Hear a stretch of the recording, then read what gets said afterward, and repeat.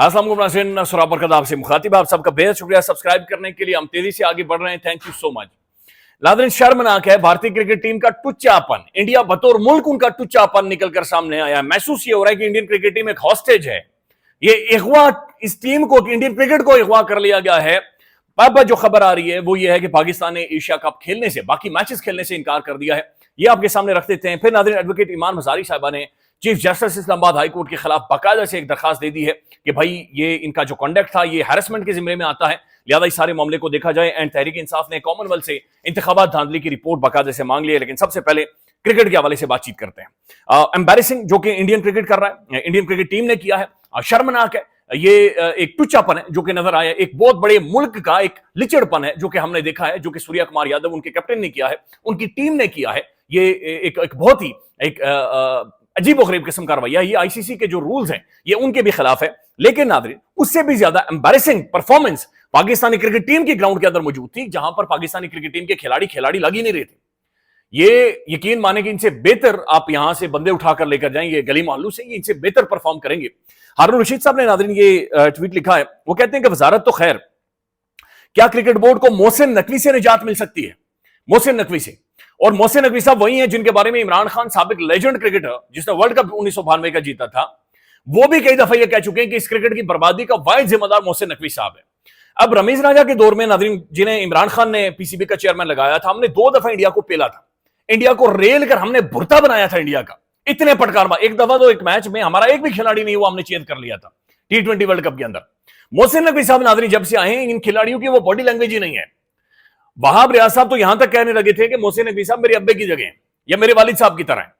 और फिर खिलाड़ियों को नाज़रीन, जब ये अमेरिका के अंदर गालिबन वर्ल्ड कप था, वहां पर खिलाड़ी जाते रहे और इनके नाम पर पैसे लिए जाते रहे। तो मोहसिन नकवी साहब के बारे में हारून रशीद साहब ये कह रहे हैं कि क्या कोई तरीका है कि क्रिकेट से इन्हें अलग किया जाए या क्रिकेट की जान मोहसिन नकवी साहब से छुड़वाई जाए? मेरे ख्याल में नाज़रीन एक ही तरीका है। मैंने गुज़श्ता वीडियो में भी कहा था कि पूरा एक ट्रेंड चलाया जाए, मिनहासल कौम, पूरी कौम मोहसिन नकवी साहब के सामने हाथ जोड़े कि सर हम मिनतू तरलों पर आ गए, हमारे पास और कोई हल नहीं है, हम अब सिर्फ मिनते तरले कर सकते हैं कि सर आप हमारे माई बाप हैं, बराए मेहरबानी क्रिकेट की जान छोड़ दें, आप अन्नदाता हैं, आप घर में बैठे, जितनी तनख्वाह आप पीसीबी के उस खांचे से निकाल रहे हैं, 50 लाख 60 लाख या 1 करोड़ रुपया जो भी आप उस खांचे से निकाल रहे हैं, हम आपको देंगे। आप घर बैठे, हम आपको वो तनख्वाह देंगे, हम हमारे ऊपर बल्कि टैक्स लगाया जाए, मोहसिन नकवी टैक्स, हम मोहसिन नकवी टैक्स देंगे। अब क्रिकेट छोड़ दें, अब कुछ भी बन जाए, आप सेनेटर बन गए हैं, आप वजारत दाखिला ले ली है, क्रिकेट की भी आपके पास है, नारकोटिक्स भी आपके पास, आप कुछ भी और बन जाएं, आप सिर्फ क्रिकेट को छोड़ दें और हमारे हर बंदे के ऊपर टैक्स, बल्कि डेली की बुनियाद पर टैक्स लगाएं, महीना नहीं, मोहसिन नकवी टैक्स डेली की बुनियाद पर, कि आपने अपने इन माई बाप को, अन्नदाता को, मोहसिन नकवी साहब को घर में बिठाना है और आपने सिर्फ इन्हें खिलाना है। आपका रोटी पानी, खाना पीना, तौलिया, साबुन, सब कुछ का टैक्स हमारे ऊपर लगा कर लें, लेकिन पाकिस्तानी क्रिकेट को किसी तरह से मोहसिन नकवी साहब बराए मेहरबानी छोड़ दें, छोड़ दे। इस क्रिकेट के साथ इतना, ये इंटरनेशनल मुल्क की एम्बैरेसमेंट है। मोहसिन नकवी साहब को ये रियलाइज नहीं हो पा रहा, ये हमारे मुल्क की एक एम्बैरेसमेंट है। ये बात ध्यान में रखें कि जो सूर्या कुमार यादव है, उसने मैच जीतने के बाद क्या कहा? उसने कहा ये जीत मैं डेडिकेट करता हूं पहलगाम के अंदर मारे जाने वाले उन हिंदुओं के नाम। उसने कहा मैं डेडिकेट करना चाहता हूं अपनी सिक्योरिटी फोर्सेस के नाम। तो सूर्या कुमार यादव साहब, ये जीत आपको डेडिकेट करनी चाहिए राफेल के नाम। यानी राफेल भी तो विक्टिम थे, राफेल भी तो मारे गए थे, राफेल की भी जो तो अस्थियां किसी ना किसी जगह पर पड़ी हुई हैं, तो उनका क्या कसूर है? यानी वी प्रोटेस्ट। ये जीत आपको भेजनी चाहिए थी, डेडिकेट करनी चाहिए थी, राफेल के नाम भी भेजनी चाहिए थी। ये जीत आपको भेजनी चाहिए थी S-400 मिसाइल सिस्टम के नाम भी। अगर आपने आईसीसी का जो कोड ऑफ कंडक्ट है उसकी खिलाफ वर्जी की है, आप एक पॉलिटिकल मनोवरिंग या पॉलिटिकल सनोगरे आप क्रिकेट के अंदर लेकर आए हैं, जो कि प्रोहिबिट है, जो बल्कि मैं आईसीसी के रूल्स अगर आपके सामने रख दूं कि आईसीसी क्या कह रहा है कि ये चीजें आप ग्राउंड के दौरान या मैच के दौरान आप नहीं कर सकते, और ये भारतीय क्रिकेट टीम कर रही है और ये जानते बूझते हुए कर रही है, चूंकि इन सारी चीजों के बारे में आपको पता है। आईसीसी के रूल के मुताबिक wearing a shirt with a political slogan band आप नहीं कर सकते, wearing a black arm band for a political protest नहीं कर सकते, डिस्प्ले अ फ्लैग और a badge with a political messaging नहीं कर सकते, showing support for the military और द नेशनलिस्ट कॉज आप नहीं कर सकते, ये आईसीसी का कोड ऑफ कंडक्ट कह रहा है, यानी आईसीसी के रूल्स ये कह रहे हैं कि ये सारी चीजें आप नहीं कर सकते। लेकिन उसके बावजूद सूर्य कुमार यादव साहब ने अगर वहां पर जाकर ये टुच्चापन किया है, उन्होंने कहा कि ये जीत हम पहलगाम के अंदर मारे जाने वाले उन हिंदुओं के नाम करते हैं जिनके ऊपर अभी तक इन्वेस्टिगेशन नहीं हुई, जिनके कातिल अभी तक सामने नहीं आ सके, जिसकी रियलिटी अभी तक अनफोल्ड नहीं हो सकी, जिसकी वजह से राफेल मारे गए, जिसकी वजह से S-400 मिसाइल सिस्टम उड़ाया गया, जिसकी वजह से उधमपुर की धज्जियां उड़ा दी गई हैं। आज सूर्य कुमार यादव आकर एक मैच जीतकर एक थकी हुई टीम से, और थकी हुई टीम मोहसिन नकवी साहब की वजह से, जनाब वो वहां पर आकर कह रहे हैं कि जनाब हम उनके नाम करते हैं, तो आपको S-400 मिसाइल सिस्टम आपको अपने राफेल के नाम भी करना चाहिए, आपने ये नहीं करना चाहिए था आपको। नाज़रीन, पाकिस्तानी क्रिकेट टीम की जानिब से अभी ये पाकिस्तान पीसीबी की जानिब से ये कह दिया गया है कि अगर मैच रेफरी तब्दील नहीं होता तो फिर हम एशिया कप का कोई भी और मैच नहीं खेलेंगे। और ये इस बुनियाद पर कह रहा है कि मैच रेफरी ने आकर जो हमारी टीम के कैप्टन हैं आगा सलमान साहब, आगा सलमान ही, हाँ, आगा सलमान को आकर ये कहा है कि भाई मैच के बाद इंडियन क्रिकेट टीम आपके साथ हाथ नहीं मिलाएगी, लिहाजा आप वहां से चले जाएं। अगेन ये आईसीसी के रूल्स, गेम के स्पिरिट और इंटरनेशनल आईसीसी के कोड ऑफ कंडक्ट की नाज़रीन खिलाफ वर्जी है। एक जो रेफरी होता है वो ग्राउंड के अंदर मौजूद नहीं होता, वो कोई अंपायर नहीं होता, बल्कि वो आईसीसी का एक ऑफिशियल होता है जिसका काम होता है कि वो पूरे मैच की, पूरे इवेंट की निगरानी करे और गेम को फेयर प्ले बनाए, यानी एक जेंटलमैन्स गेम बनाए। ये कैसा रेफरी है नाज़रीन जो खुद आकर एक क्रिकेट टीम को ये कह रहा है कि भाई दूसरे खिलाड़ी तुम्हारे साथ हाथ नहीं मिलाएंगे। ये इस खेल की बुनियादी एथिक्स के खिलाफ है। यानी जो भारतीय टुच्चापन इंडियन मीडिया के अंदर आपको वॉर मॉन्गरिंग नजर आ रही थी, वही चीजें ट्रांसलेट होकर क्रिकेट के अंदर आपको नजर आ रही है। आप यकीन माने ये जो इंडियन क्रिकेट टीम है ये सारा काम ये नहीं करना चाह रही थी, लेकिन इन्हें हॉस्टेज बना दिया गया। इंडिया के अंदर सोसाइटी को हॉस्टेज बना दिया गया है, और सिर्फ ये मोदी, हिंदुत्व नजरिया, जय शाह, इस तरह के चंद एक लोग हैं जो ऊपर बैठे हुए और थिएटर और एक एम्बैरेसमेंट पूरी इंडिया के लिए ये सब वो वहां पर मिलकर क्रिएट कर रहे हैं, जिसकी वजह से आज ये एक मजाक बने हुए हैं। मैं देख रहा था हर्षा बोगले और मुख्तलिफ जो इंडियन इवन ऑफिशियल्स हैं, इंडियन साबिक खिलाड़ी हैं, वो भी इस चीज को एक एम्बैरेसिंग तस्वुर कर रहे हैं।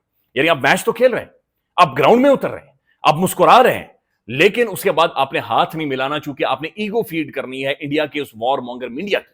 क्योंकि उस मीडिया ने आपको हॉस्टेज बना दिया है, उस मीडिया ने आपको कंट्रोल कर दिया है, उस मीडिया को अभी तक वो जो दाग लगा हुआ है जनाब वो राफेल का, वो धुल नहीं रहा, लिहाजा वो उस दाग को, उस गंद को धोने की कोशिश कर रहे हैं। अब लेट्स सी इसमें से क्या निकलता है। भारत पाकिस्तान ने ये कह दिया है कि भाई हम नहीं खेलेंगे, और मोहसिन नकवी साहब ने कहा है कि आईसीसी सारे मामले को देखे। अब आईसीसी, मोहसिन नकवी साहब को पता है कि जयशाह बैठा हुआ है। जयशाह कौन है? जो कि इससे पहले बीसीसीआई का चेयरमैन रह चुका है, इंडियन क्रिकेट बोर्ड का, और ये अगेन एक हिंदुत्व नजरिया का कायल बंदा है, बिल्कुल फटा हुआ ढोल है। इसकी कोई अपनी परफॉर्मेंस नहीं है, शख्सियत नहीं है, पर्सनैलिटी नहीं है, इसकी इंटेलेक्ट नहीं है, जीरो इंटेलेक्ट बंदा है ये। और ये आईसीसी को इस वक्त देख रहे हैं, संभाल रहे हैं, पैसा भी इन्होंने फेंका हुआ है। लेकिन नाज़रीन, हमें जिस चीज के ऊपर सोचना चाहिए, भाई हमारी गेम नहीं है, हमारी क्रिकेट नहीं है, बैनुल अक़वामी लेवल पर जाकर हम परफॉर्म करने के काबिल नहीं है। कम से कम एक हीरो हमारे पास होता, कोई लेजेंड होता, कोई खिलाड़ी होता, कोई दम हमें ग्राउंड के अंदर नजर आता, शायद चीजें मुख्तलिफ होती, शायद मोराल कौम का मुख्तलिफ होता। लेकिन ये एम्बैरेसमेंट है जो ये टीम, ये टुक टुक रिक्शा टीम बनती जा रही है। बराए मेहरबानी मोहसिन नकवी साहब अब इस्तीफा दे, उसके बाद कोई ऐसा क्रिकेटर ऊपर लेकर आए, पाकिस्तान का कोई खिलाड़ी लेकर आए, कोई ऐसा बंदा लेकर आए जो वाकईतन इस क्रिकेट को, इस टीम की बेहतरी के बारे में सोचे और इस गेम को ठीक करे, इसकी बेहतरी की तरफ लेकर जाए। हम कम से कम मुकाबला तो करें, जीत तो चले दूर की बात है, हम मुकाबला तो करें, और एक ऐसे टाइम में कि वो इसे एक नेशनल प्राइड के तौर पर खेल रहे हैं और हम यहां पर टुक टुक रक्षे के तौर पर खेल रहे हैं। ये चीजें अब बहुत ज्यादा एक आदाब हैं जो कि बनती जा रही हैं। नाज़रीन, तहरीक इंसाफ ने अब ऑफिशियली दरखास्त कर दी है, PTI seeks release of the long delayed election mission report. Commonwealth के नाज़रीन ऑब्जर्वर्स पाकिस्तान के अंदर आए थे, और कॉमनवेल्थ वो वाले ममालिक हैं, उन ममालिक को कहा जाता है जहां जो माजी में बरतानिया की कॉलोनीज थी, तो वहां पर इंटरनेशनली ऑब्जर्वर्स आते हैं। कॉमनवेल्थ के जो यूरोप के ऑब्जर्वर्स हैं वो आते हैं, और कॉमनवेल्थ ममालिक के अंदर वो आते हैं और आकर इन सारे मामलात को देखते हैं। अब ये जो रिपोर्ट है, the PTI has called on a foreign observation mission to release its report on the 2024 general elections, claiming that it lays bare systematic rigging, और ये बाकायदा से वो दरखास्त कर रहे हैं। अच्छा, इससे पहले हुआ ये कि जो एक बैनुल अक़वामी न्यूज आउटलेट है, ड्रॉप साइट, उन्होंने ये क्लेम किया कि कॉमनवेल्थ ऑब्जर्वर ग्रुप जो पाकिस्तान के अंदर आया था had buried their report after finding that 8 फरवरी के elections to be riddled with the problems. अब जो कॉमनवेल्थ के ऑब्जर्वर्स आए थे, बैनुल अक़वामी ऑब्जर्वर्स नाज़रीन पाकिस्तान के अंदर आए थे, उनका जो ग्रुप था उन्होंने इस रिपोर्ट को दबा दिया, उन्होंने इस रिपोर्ट को छुपा दिया जो 8 फरवरी के इलेक्शंस की रिगिंग के हवाले से है।